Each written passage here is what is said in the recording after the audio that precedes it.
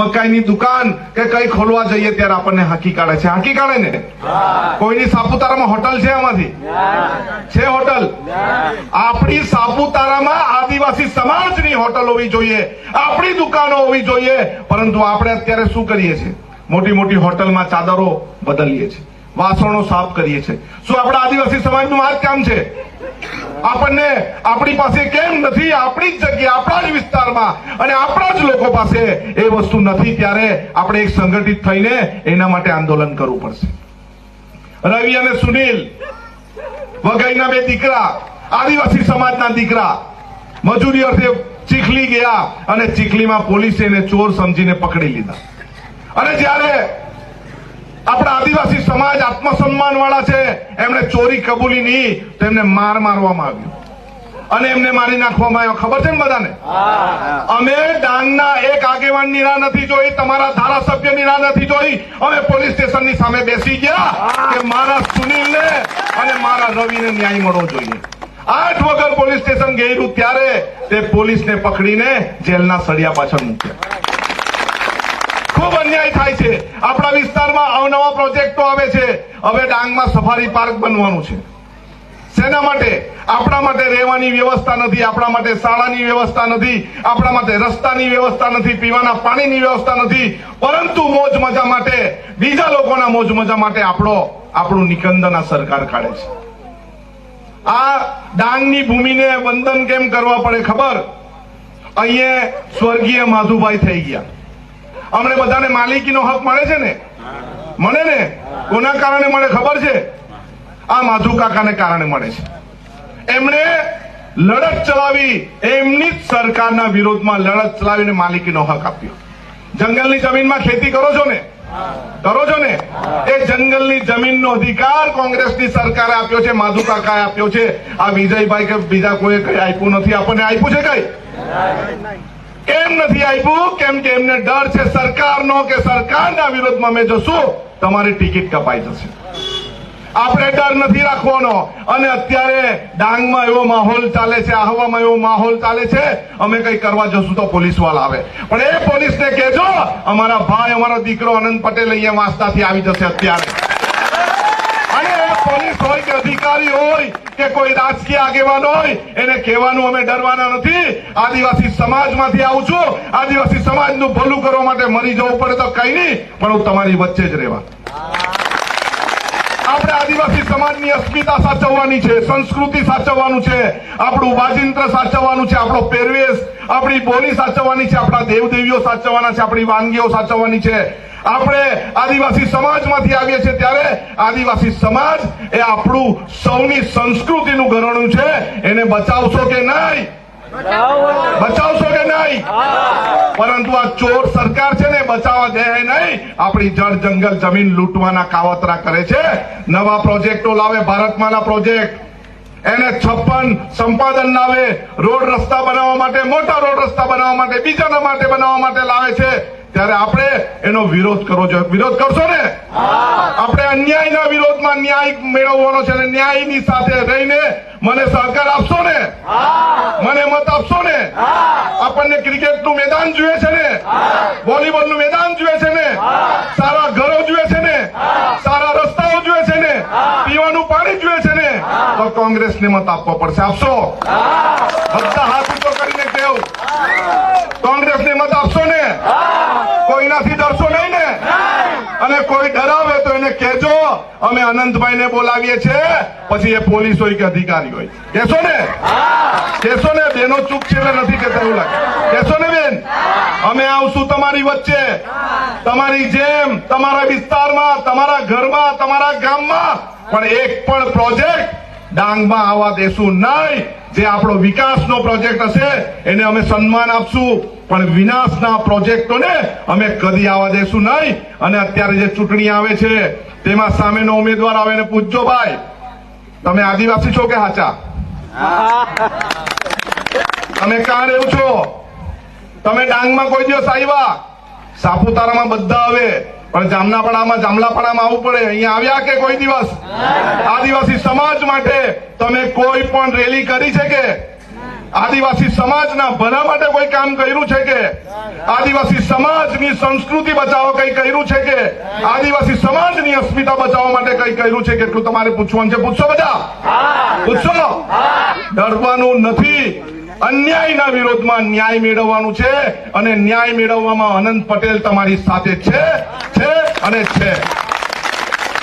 ફરી એકવાર સૂત્ર બોલાવીશ, પછી મારી વાણીને વિરામ આપીશ. લડેંગે, લડેંગે, और लड़ेंगे, और लड़ेंगे. બદલ અમે અને અમારી ટીમ દિલગીર છીએ. આખો દિવસ આજે ઉમરગામમાં મોટે ભાગેના 20 જેટલા જગ્યાએ રૂબરૂ મુલાકાત કરવાનો લાભ લીધો. આજે જ્યારે આપણે સૌ ભેગા થયા છે ત્યારે ઇન્ડિયા ગઠબંધન અને ભારતીય રાષ્ટ્રીય કોંગ્રેસ સમિતિ દ્વારા મને વલસાડ લોકસભા 26ની સીટ પર ઉમેદવાર તરીકે જાહેર કર્યો છે અને મને ઉમેદવારી કરવાનો મોકો મળ્યો છે. તે બદલ ઇન્ડિયા ગઠબંધનનો અને ભારતીય રાષ્ટ્રીય કોંગ્રેસ સમિતિનો આભાર માનું છું. આજે પૂરો દિવસ સવારે 9 વાગ્યાથી અત્યાર સુધી જિલ્લા કોંગ્રેસ સમિતિના પ્રમુખ દિનેશભાઈ, તાલુકા કોંગ્રેસ સમિતિના પ્રમુખ મારા મોટાભાઈ એવા ફુલજીભાઈ, દરેક આખી ટીમ જેમાં અજીતભાઈ છે, આપણા બિપિનભાઈ છે, મનીષભાઈ છે, અશોકભાઈ છે, મિતેશભાઈ છે, તમામના નામ નથી લેતો. ખાસ કરીને અમારી સાથે આદિવાસી સમાજના આંદોલનમાં હાજર રહેતા એવા કમલેશભાઈ છે, તમામ આગેવાનશ્રીઓ, બહેનો, ભાઈઓ અને વડીલો. આ ચૂંટણી એ બે વિચારધારાની ચૂંટણી છે, હું હંમેશા કહું છું. પરંતુ એમાં ભારતીય રાષ્ટ્રીય કોંગ્રેસ સમિતિએ ગરીબ સમાજ, આદિવાસી સમાજ, બક્ષીપંચ સમાજ, માછી સમાજ, માઇનોરિટી સમાજ અને જેઓ ખરેખર ખૂબ કપરી રીતે સંઘર્ષ કરીને જીવન જીવતા છે એ લોકોના માટે કોંગ્રેસે શું કર્યું? કોંગ્રેસે એમને જમીન આપી, કોંગ્રેસે એમને રહેવાનું ઘર આપ્યું, કોંગ્રેસે એમના બાળકો સારી રીતે ભણે એના માટે પ્રાથમિક શાળા, વર્ગ શાળાઓ ખોલી, ફળીએ ફળીએ વર્ગ શાળાઓ ખોલી, પ્રાથમિક શાળાઓ ખોલી અને એમને શિક્ષણ આપ્યું. કોંગ્રેસે ખેતી માટે જમીનો આપી, સાતબારમાં નામ લખાવ્યા, મોટા માલે તુજાર જમીનદારો પાસે જે જમીન હતી તે આપણા વડવા ખેત મજૂરો હતા, એમને જમીન આપી. એ જમીન પર ખૂબ સંઘર્ષ કરીને, આસમાની ખેતી કરીને, સારો પાક પકવીને 2 પૈસા કમાયા, સારું શિક્ષણ મેળવ્યું. એમાં માછી સમાજ હોય, ઓબીસી સમાજ હોય, કોળી સમાજ હોય, બધા આવી જાય અને સારું શિક્ષણ મેળવીને સારી નોકરી મેળવી અને સારી નોકરી મેળવીને સારા ઘરમાં રહેતા થયા, ગાડી ઘોડા વસાવ્યા અને સુખ શાંતિથી રહેતા થયા. ત્યારબાદ એક એવી સરકાર આવી, ભાજપની સરકાર આવી, જેને કઈ રીતે સરકારી જમીન, કોંગ્રેસે આપેલી જમીન કઈ રીતે લૂંટી લેવાય એના માટેના કાવતરાઓ કરવા માંડ્યા. કઈ રીતે જમીન લૂંટી લેવાય? તો મોટો રસ્તો પસાર થવાનો હોય, એક રસ્તો હોવા છતાં મોટો રસ્તો બીજો પસાર થવાનો હોય, ભારતમાલા રોડ પસાર થવાનો હોય અને એમાં કઈ રીતે જમીન સંપાદન કરીને લઈ લઈએ. ગઈકાલે અમે પારડી હતા, હાઈ ટેન્શન લાઈન જવાની હતી, એના ખેડૂતો અમને મળવા આવ્યા અને એમ કીધું હાઈ ટેન્શન લાઈન જાય છે પરંતુ અમને કોઈ કંપનીએ પૈસા આપ્યા નથી અને પૂરતા પ્રમાણના પૈસા મળ્યા નથી. જમીન અધિનિયમ 13 પ્રમાણે એમને 12,000 રૂપિયા એક ઝાડના મળવા જોઈએ પરંતુ અમને 200 રૂપિયા આપવાની વાત કરી છે. ગ્રામ્ય વિસ્તારમાં જોઈએ તો 66 કેવીનું સેન્ટર નાખવું હોય અને એમાં પણ જમીન મફતની પડાવી લેવાની વાત હોય. પૈસા એકનો કાયદો હોવા છતાં પણ ગ્રામ સભાનું કશું કોઈ સાંભળતું નથી. અનેક સમસ્યા. આજે ઉમરગામની વાત કરીએ, ઉમરગામમાં અમે જેટી જોવા ગયા પરંતુ જેટીનું કામ જે તે સમયના કોંગ્રેસની સરકારમાં બન્યા પછી અત્યારે જર્જરિત થઈ ગયું છે ને જેટીનું કામ એમનું એમ જ પડ્યું છે. ત્યાં મારા માછી સમાજને અન્યાય થાય છે. પરંતુ આજે આ સરકાર દ્વારા, પોલીસ દ્વારા ડરાવવાની, ધમકાવવાની વાત છે. કોઈ આંદોલન કરવા જાય, કોઈ આવેદન પત્ર આપવા જાય એટલે એને ડરાવે, ધમકાવે. અને આપણા પૈસાથી, આપણા ટેક્સના પૈસાથી જેના પગાર ચૂકવાય છે, કલેક્ટર અને મામલતદાર એમ કે તમે 2 જણ અંદર આવેદન પત્ર આપવા. કાયદાને ઘોડીને પી જતી આ ભાજપની સરકાર આપણા પર કેવી રીતે અન્યાય કરે છે. જેમ તેમ જમીનો વેચીને, પશુઓ વેચીને બાળક ભણે છે, પીટીસી કરે છે, MA BEd કરે છે, અને પીટીસી ને MA BEd કર્યા પછી ટેટની પરીક્ષા આપ્યા પછી એને 11 મહિનાના કરારે નોકરી આપવાનું લોલીપોપ આપવામાં આવે છે. દરેક જગ્યાએ યુવાનો ખૂબ મહેનત કરીને ભણે છે, આગળ આવે છે, પરીક્ષા આપવા જાય છે, તલાટીની પરીક્ષા આપે છે, પોલીસ કોન્સ્ટેબલની પરીક્ષા આપે, PSI ની પરીક્ષા આપે, જુનિયર ક્લાર્કની પરીક્ષા આપે, અને અંદર જઈને ખૂબ મહેનત કરીને પરીક્ષા આપે અને બહાર નીકળે એટલે પેપર ફૂટી જાય પેપર. ખૂબ મહેનત કરવા છતાં પણ એને નોકરી મળતી નથી.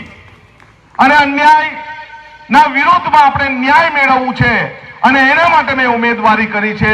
આપણા વિસ્તારમાં જ્યાં હોય ત્યાં અન્યાય થાય છે અને એ અન્યાય આપણા બાળકો સાથે થાય છે. બાળકો સાથે કેવી રીતે થાય છે? મફત શિક્ષણ મેળવવાના હોય ત્યારે શાળાઓ જર્જરિત છે. શિક્ષણના ધામોમાં પ્રોફેસર મળે નહીં, પ્રોફેસરોને રેગ્યુલર ઇન્કમ મળે નહીં. આંગણવાડીમાં જઈએ તો આંગણવાડી જર્જરિત. મારી આશા બહેનોને પૂરતો પ્રમાણમાં પગાર મળતો નથી, આંગણવાડી બહેનોને પૂરતા પ્રમાણમાં પગાર મળતો નથી. અમારા વિસ્તારમાં જઈએ તો ભારતમાલા પ્રોજેક્ટ આવે, નેશનલ હાઈવે 56 આવે. એ વિસ્તારમાં જઈએ એટલે પાર, તાપી, નર્મદા રિવર લિંક પ્રોજેક્ટના નામે જમીનો લેવાની વાત હોય, સફારી પાર્કની વાત હોય. આજે જ્યારે અમે અંદરના ગામમાં ખતલવાડા ગયા તો ત્યાં એક આગેવાને એમ કીધું કે અમને 30-40 વર્ષ પહેલા કોંગ્રેસની સરકારમાં માછીમારી કરવા માટે જમીન આપી હતી, એનો પટ્ટો પૂરો થયો છે. અત્યારે આ જ ભાજપની સરકાર એમને ફરી પાછો પટ્ટો રિન્યુ કરતી નથી. આને શું કહેવાય? આ જ અન્યાયના વિરોધમાં આપણે નીકળવાનું છે, ન્યાય મેળવવાનો છે.